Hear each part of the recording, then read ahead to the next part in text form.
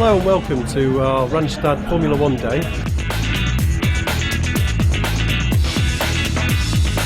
As sponsors of the Williams Formula One team, we've been very excited to be able to bring to you today a mixture of a Formula One experience with our F1 simulators, a real F1 car, and also Nico Hulkenberg, who is one of the Williams team F1 drivers, has been able to join us too.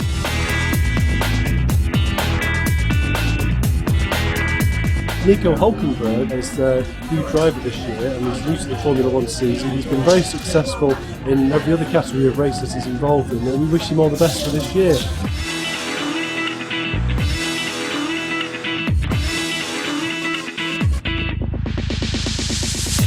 Well, I set the pace basically because I was the first person on after Nico. I did the grand time of 4 minutes 33 seconds, I think it was, so anything was going to be better than that.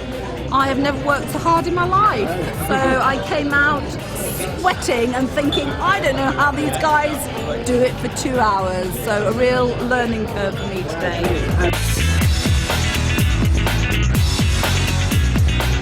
And as you can see behind me, there's a great scale electric track, and people are taking have some good fun racing around that and seeing how many laps they can do.